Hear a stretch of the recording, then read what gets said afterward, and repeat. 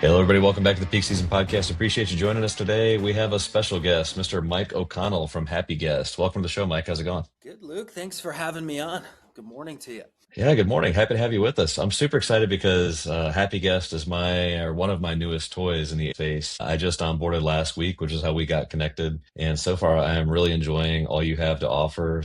So, just felt like a good time to invite you onto the podcast and figure out kind of what got you into this, what your business looks like, and then what your offering actually is in case any of our listeners are interested. Yeah, no, and again, thanks for having me on. It's been good getting to know you the past couple weeks here. And yeah, to like back it up, what is Happy Guest? Who am I? Where did this all stem from? I think we can walk it back, a couple years. Like everyone, I didn't, grow up and say I want to be in the short-term rental industry. I still have not found, a single person that was like, yeah, I went to school and I wanted to manage Airbnbs. I think a lot of us kind of fall into this, industry by accident, and very grateful to have been dumped into it accidentally. I was working in corporate America, selling retail inventory tech, and COVID hit. And that kind of went by really quick when all of our retailers were closed. So I ended up getting in with the guys at Turno and helped, build that up for about 4 years. And then, decided to kind of go out on my own with, a couple good friends of mine. And what we had found is, in the property management space, a lot of the enterprise, larger property managers were able to have these custom coded, really, really slick, guest portals where, one link would get sent out to the guest regardless of channel. And in there, that's where they're signing their rental contract, potentially doing security deposits. If they're doing ID verification, it would all be done through that portal. And these portals had the ability, to facilitate upsells. 2023, 2024, that's when you really started hearing about upsells, like maximize the revenue, that's coming into your units. And what we couldn't find, was something out there, for the everyday host, property manager, kind of a smaller owner operator like myself. So, what we did is, built this out of the box, guest portal, guest management system that has all the same features or similar features at the time that some of these enterprise level systems had. But we wanted to make it, more accessible. So it's kind of that out of the box drag and drop format. Now, obviously, over the past year and a half, 2 years, we've added, a lot more functionality, a lot more customization, but at first it was that, McDonald's model, there was no Burger King, have it your way. It came one way, you get all the features, it's free. We're a consumption-based product still to this day where, if you're making additional revenue, that's how we monetize. So it's in our best interest, to help our hosts with upsells and help them really monetize with the guests that they have coming into the property. So going back, you said something that you could try in your own units. Did you get into owning your own when you were at Turno, or was this like while you were Yeah, concurrent while you're starting Happy like Guest, or? like everyone, I helped ride that wave of like, we got to get into these rentals. And Kane, my co-founder here, and I operate this building in Fort Lauderdale, which is small little studio efficiency units. And what's great about that is kind of being in the day to day, seeing we have, a lot of guests, right? Like a lot of turnover, a lot of 1 night, 2 night stays, which is great because we get to test our, product out on more and more guests. And it gives us the ability, to actually see, what's working, what's not working. A lot of the stuff that we come out with will run in UAT and then, actually deploy to our own, guests for a little bit of time, before launching new features. We're also able to effectively A/B test,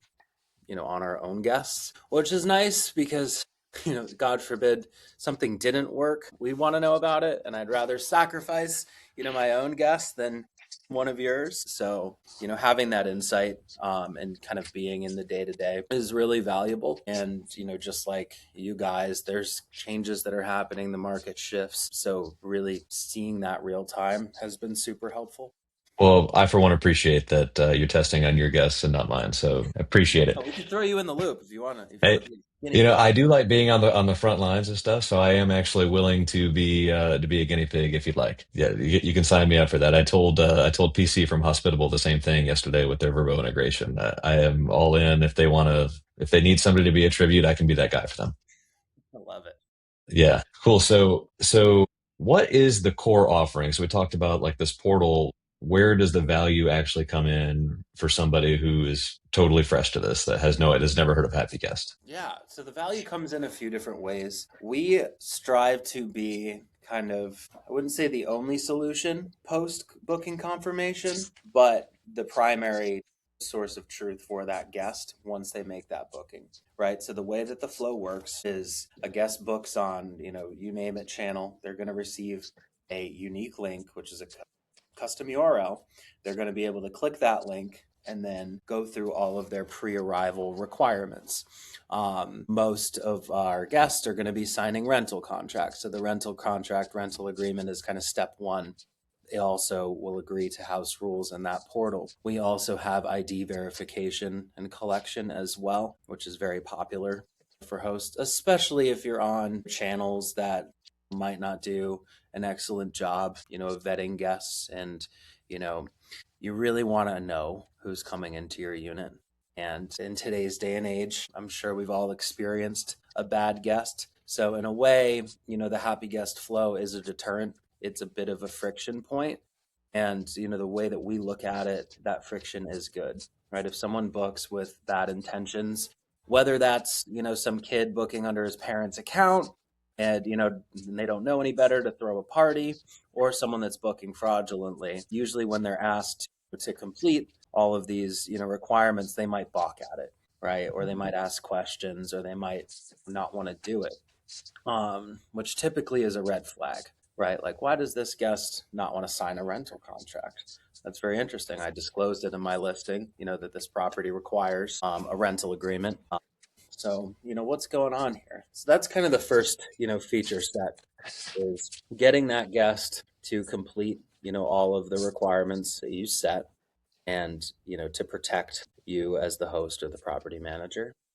So just to get kind of granular there, sorry to interrupt, Mike, but when the guest books on, say, Airbnb, for example, typically you would have a auto message that triggers from your property management software that says thanks for booking, etc. That is coming from Happy Guest at that point, though. We disabled the previous message. Happy Guest sends the message. Correct. Yes. So we can fire that message out to the channels. We also can fire it via SMS, which is quite popular. We find some guests like to turn off their push notifications, in their Verbo app. So being able to deliver that information in a variety of ways is super, super useful. So yes, right off the bat, a booking gets confirmed. That's when that message is going to go out, and that's going to have that happy guest link in it. And then from there, they're taken on a very purposeful, gamified journey. There's a lot of solutions out there. Pretty much every PMS has the ability to send a rental agreement via a link, and then they click the link and they're signing, like an e-doc. So what we strive to do is compile everything that they need to do in, very as fun as it could possibly be, right? Like signing a rental agreement. Not very fun, doing your IDs isn't super fun, but we try to make it as fun as possible. So we're still capturing all that vital information to protect our hosts, but then making it, a little less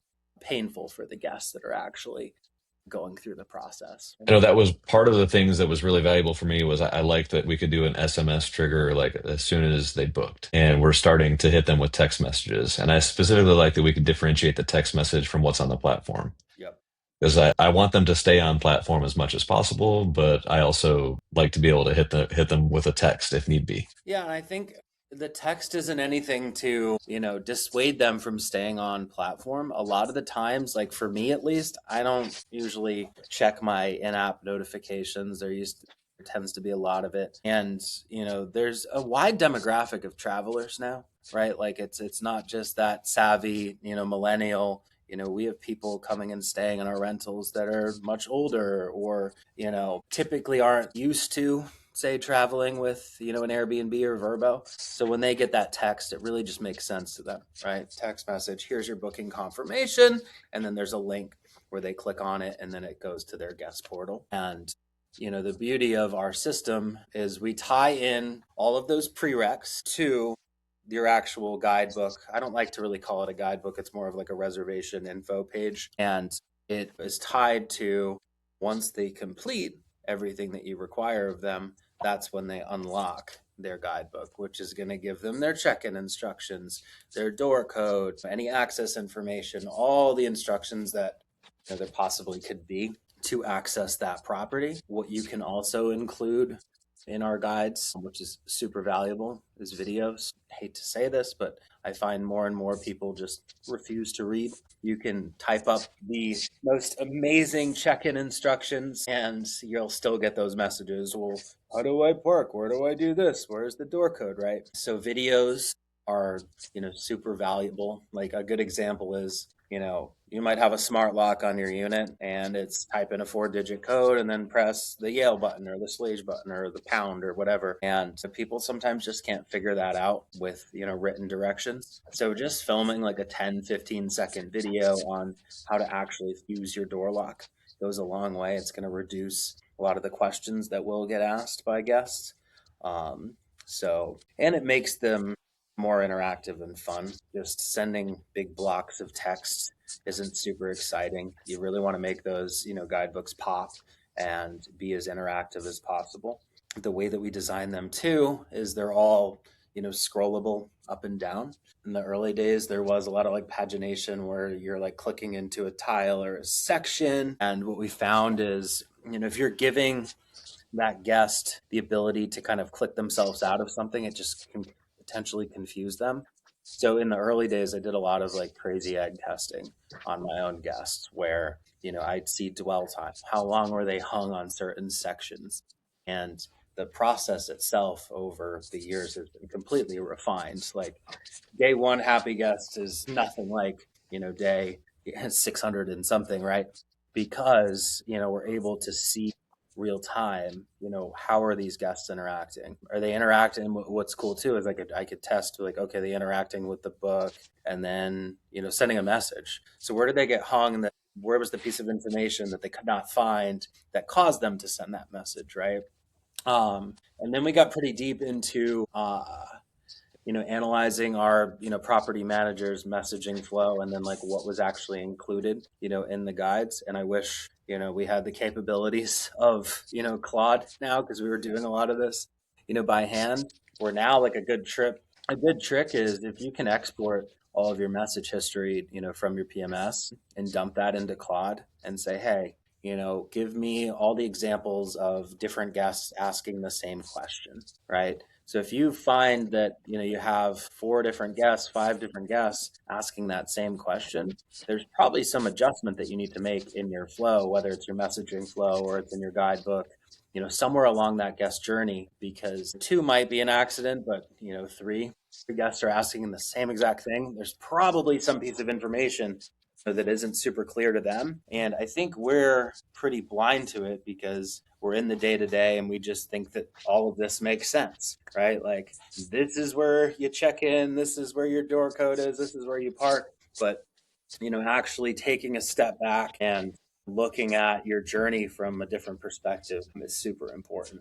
And it's going to, reduce the work that you need to do, right? If the guests are asking less messages, they can access the property quicker. If there's something, holding them up, it can really go a long way, to help your review and help your overall guest sentiment. I love that.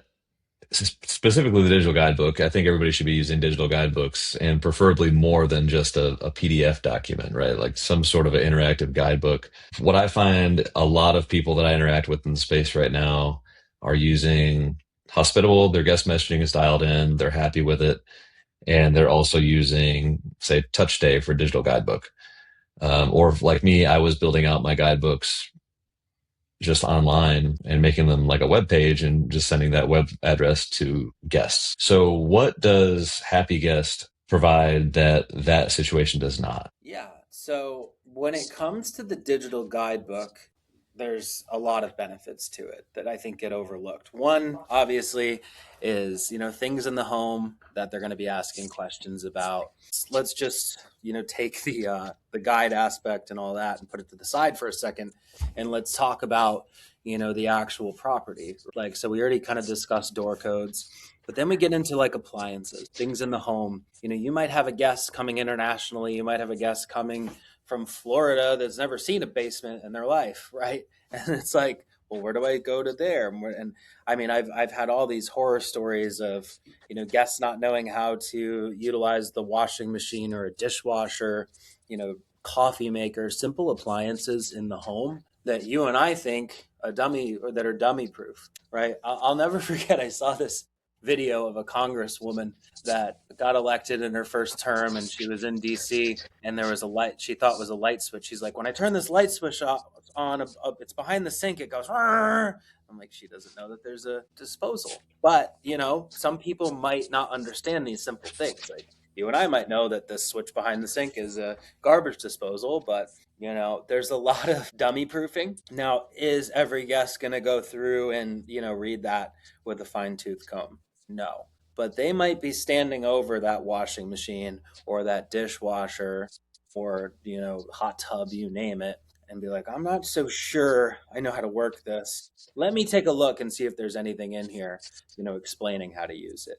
And if there is, they probably should follow those instructions. If there isn't, they might message you, or they might just take a stab at it, or go investigating on YouTube, which we know could lead them down a very dangerous path. The other thing you can do as well, guidebook aside, like what I do is I put a little like QR code on my washing machine, and I don't know what it is, but every guest seems to just go stay at a short-term rental and do enough laundry for like 45 people in a 3-day stay. It's like they don't have a washing machine at home, and use these things like they're a commercial grade laundromat.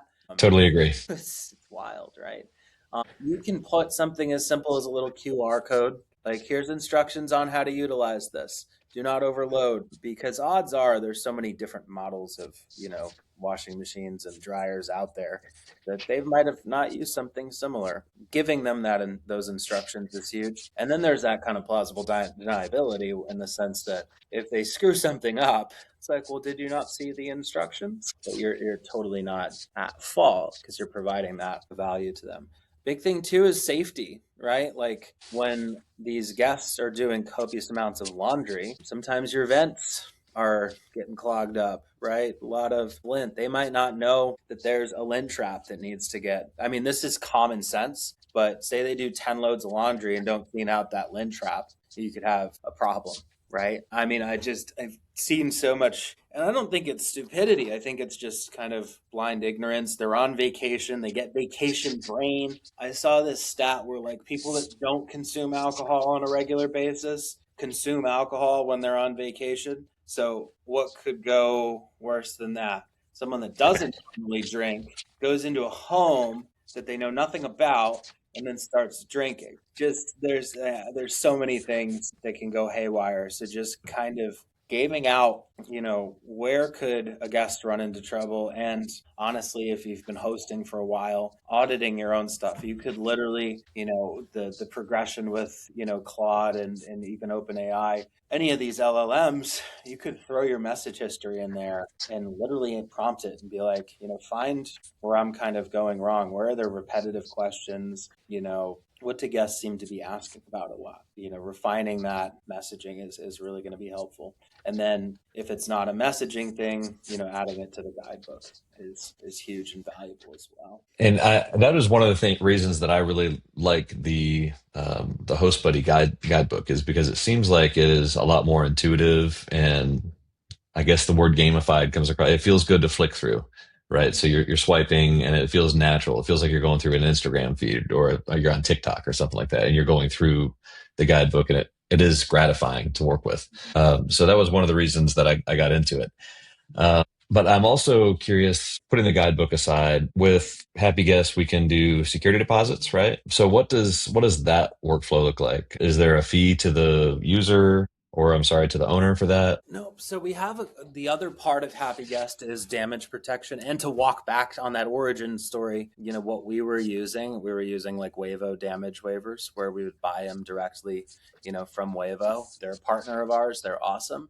But they are, an insurance damage protection company. So, filing claims, the kind of back and forth can be kind of cumbersome. So when we started, Weibo was our first integrated partner, and we actually built an integration into their, claims management system where you're able to file a damage claim super easily through HappyGuest. It's just upload your images of what was damaged, your amount requested, and you click a button, and then it automatically submits a claim with the carrier. Since then, we've added a few more carriers on and effectively have become a marketplace for hosts and smaller property managers, larger property managers that want to help to automate their, damage waiver programs. And the beauty of that is we actually facilitate all the billing. And when a guest walks through that front door, you can either be billed for, a damage waiver, which is really easy to bake that in your cost at time of booking, or you can run that other model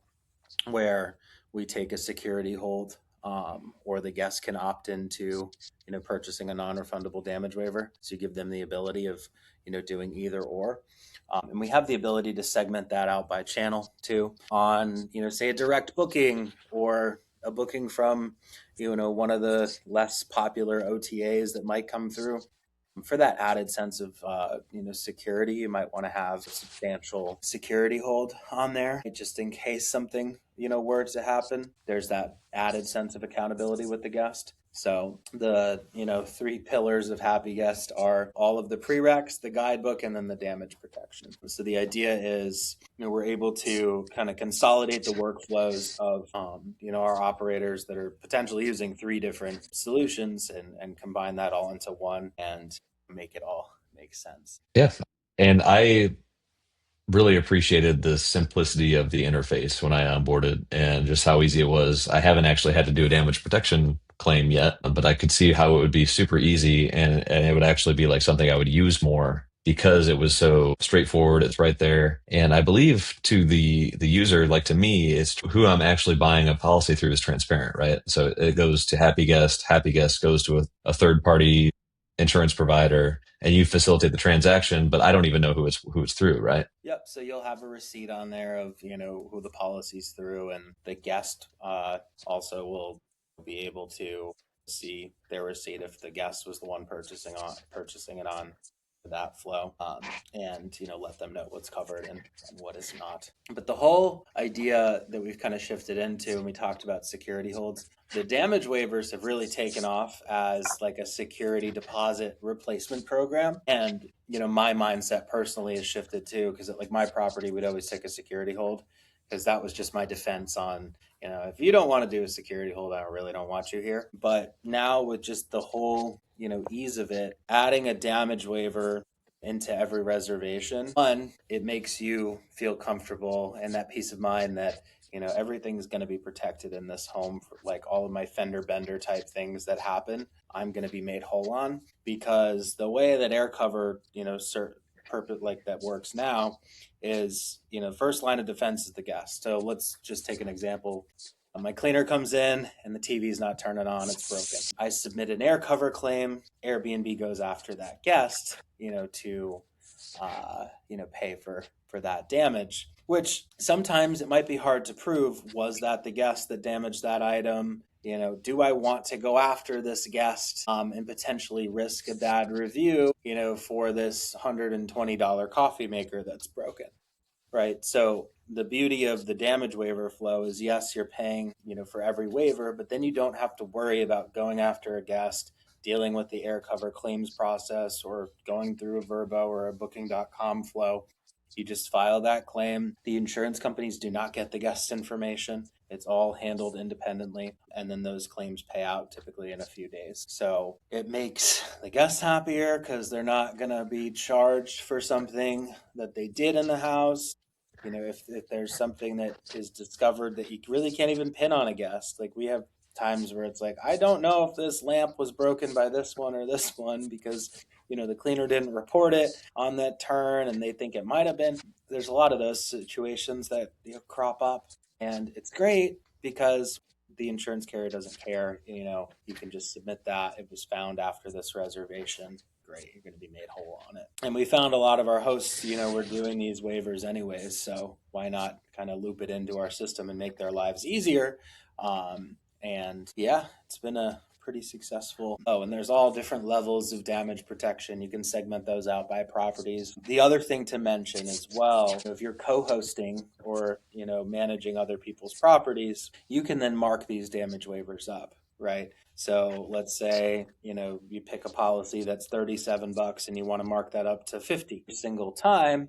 A guest checks in, you're making $13 and you still get the ability to claim on any of those damages. So it can become a bit of a profit center when you get your fee structure right. And then to get into the upsell side of things, that's where we really shine. There's a lot of smart upselling going on. We have an automated early check-in module, which works in conjunction with your cleaning inspecting team, which is going to message that guest when the unit is actually ready on day of. We've got some gap night logic that's also in the mix there as well. Opportunities to make money off of the guests that are already coming to your unit are huge. And then to get into like the tours, experiences, any sort of add-ons that you might want to offer, whether it's directly from you as the host, or we have all these integrations with marketplaces, like a guest can book a private chef, any sort of tours and experiences. We, have a Viator affiliate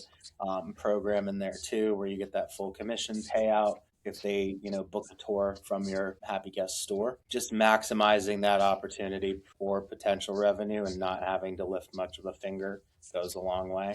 And then we have operators that want to be involved, right? Like they want to help facilitate the birthday decorations and like the private, chef is their, brother's cousin and like that kind of situation, which is great. So you have the ability, to run it, however you want. And then to get into, the part two of where that guidebook is going to pop is all about branding, right? So your company's branding or home's branding, really making it feel like this elevated experience. You can link your Instagram account. You mentioned Instagram. If you have Reels, you can have those automatically playing directly from Instagram within your Happy Guest book. And, from there, a guest can click it. They can then share that Instagram. And I would imagine most people's Instagram account has a direct booking site link in their bio. If you don't, you probably should. So there's that brand awareness that really goes into play as well. And that was probably the selling point for me. So I was on board with the guidebook. I was happy with what I was doing before, but I thought your guidebook was definitely better. I liked the SMS flows, the ability to do the integrated insurance was another thing. It was kind of a mindset shift for me, right? Like instead of just saying, well, that's the cost of doing business. Well, if I'm buying insurance, well, a lot of those quote unquote costs of doing business are something that I can now claim, right? But the thing that really sealed it for me was the fact that I had another opportunity to own the customer. So where you are basically getting them to opt into my emails, we're getting their actual phone number through this verification process, which Airbnb doesn't necessarily share with you anymore. So I'm getting their email and their phone number through this process, which I can then put into my direct mail list, my text message list, whatever that looks like for me. And that was kind of what completed the puzzle for me. And I was like, okay, this is something I want to go with. Yeah.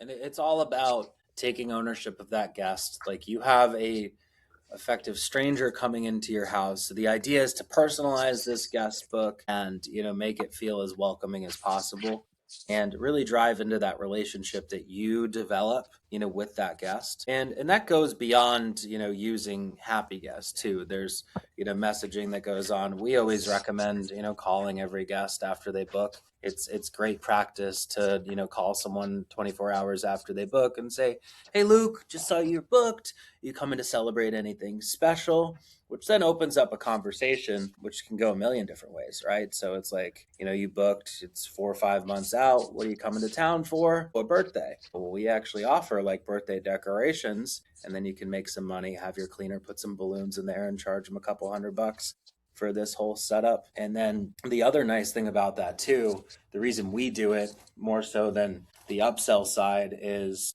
from a cancellation perspective. I don't know if you've run into this, but one of the new trends is people will book 4 or 5 different stays all at once and then just kind of ride that up to that last possible free cancellation day. So depending on your, cancellation settings, you could be getting these bookings and they've also booked 3 competitive places, right? So maybe it's something as simple, well, I can guarantee 1 hour, 2 hour early check-in on a far out booking, which is actually going to help you keep that booking that otherwise could have gone to the competitor. And odds are, say they booked 4 places and you're the only one calling them and fostering a relationship with that potential guest, you're probably going to win that booking. And, if you don't, then okay, you're back in with the competition and kind of reset. But it's become a helpful tool, one, to show that we're a good host, 2, to make some potential money with upsells, and 3, like making sure you're keeping all the bookings you're getting, especially if it's a far out booking. Those are important to keep on the calendar.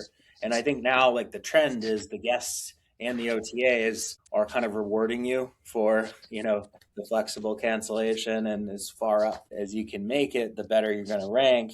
But if you can take steps to, counter, it goes a long way. I hadn't really thought of that before, but I'm sure if you could do just one upsell, whether it's grocery delivery, which we offer and we love, or whatever, some sort of experience that is booked through you, that guest becomes way more sticky. Like there's a lot more friction to them canceling your reservation over something else.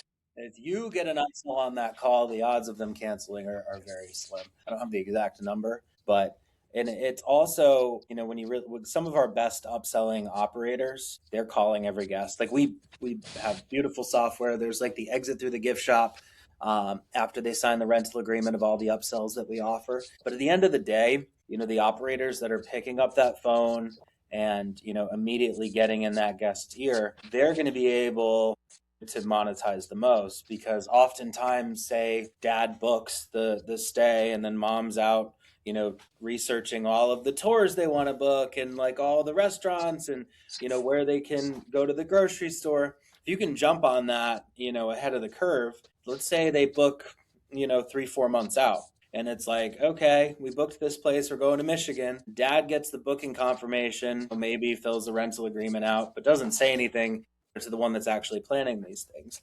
Whereas if they got a phone call and it's like, hey, we offer, grocery stocking, so you don't have to worry about going to the grocery store after you fly in, after you get your rental car. It's all going to be there. But that one little phone call could add an extra couple $100 in your pocket, and if not thousands, because you could potentially be solidifying that booking farther out. Absolutely. Love it. So we talked about everything that Happy Guest is doing now and all the things you're doing well right now. What is on the horizon for Happy Guest? Like, what can I look forward to as far as new features, or is there going to be a new build out for you guys? Yeah, a lot of, kind of what we do, since we're like a newer company, we have built around a lot of, AI feature sets, and we're kind of expanding on that as well. We have an MCP coming out next week, which is awesome. It's kind of a read write system. I've been testing that the past What is week. the MCP for people that are maybe not familiar? Okay. In the easiest terms, say you have Claude or an open any sort of LLM, it's a connector, which is going to let you effectively connect your LLM, let's say Claude, to your Happy Guest account. And from there, you're able to prompt Claude to ask you questions, to build dashboards, to effectively take action in our software, which is really, really cool. So a lot of tasks that I think don't take that long, but, I did build this thing, can really speed up. Like a good example is the claims automation. That MCP will allow you to file claims and then also kind of track things that are going on. You can query, how many potential early check-ins do I have today? So say, or this week, how many gap nights are out there, and what's the conversion? Have I had any messaging back? There's a lot of really, really cool stuff. And the beauty of it is, like, I don't even know what some of the cool things are going to be that our hosts come up with, because it's opening Pandora's box, where we give you all those data connectors, and then you can kind of build your own custom queries and custom prompts, and probably come up with some shit that I didn't even think of, that's going to really help, buy you back some time too. And that's what I think a lot of this is about, where we're seeing operators get squeezed in certain markets, where demand just isn't really there anymore. The ones that are, actually doing a great job of being a hospitality brand and not being, an automation brand. This is hopefully going to buy them back the time to like do what they do best, and that's being a hospitality operator, interacting with guests, delivering five-star experiences. That was always really challenging back in the day of, hand doing a lot of these things that we can do in 10 seconds now. So the people that are, I think, really winning are utilizing these new systems and this new technology out there to buy back time and use that time effectively to deliver that top-notch stay. Because I don't think there'll ever be a time where you can just set and forget AI messaging everything and not have that personal touch. Like, you can get pretty close to it, but I still can kind of identify, when am I interacting with a human and when am I interacting, with a bot. Maybe the day will come where I get really fooled on it, but I still think finding those touch points, finding, that connection with your guest is going to reap so many benefits, whether it's them, sending referral to their friends, whether it's them coming back next year. There's a lot that goes into, getting back to the roots of this as well. Because if we rewind, 10 years, it was, guests on the phone with the host, and then like kind of because we had emails back and forth, no one wanted to do that. So a lot of personalization um, goes a heck of a long way.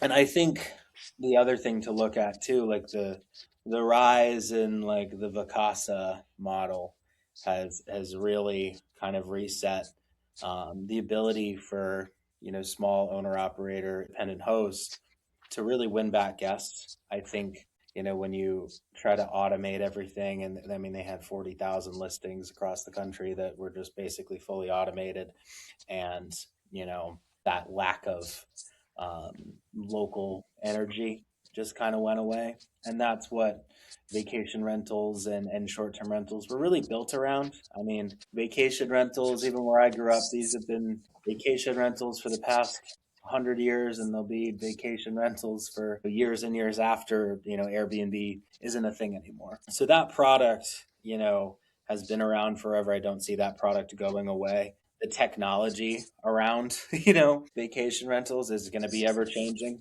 There could be some new company that props up that takes Airbnb out. Who knows, right? So you need to recognize that Airbnb, Happy Guest, these are just mere tools to help you facilitate your hospitality business, and will come and go, but that hospitality brand is what's most important. So like, not losing sight of that, I think, is super important, for our customers. Yeah, I was on the phone with a couple different clients yesterday, and we were talking about how all these automations and things can help them, or maybe not so much. Like one client didn't automate anything, and I was like, "Well, we can get you set up on Hospitable. We can get all these things done." And they're like, "Well, we're not really working that hard right now. We don't mind just doing all the messaging." And I was like, "Well, if you can automate that, it allows you to then take that time and maybe call the guest or set up a different experience, or just pivot into really creating an amazing experience instead of struggling to check the simple boxes."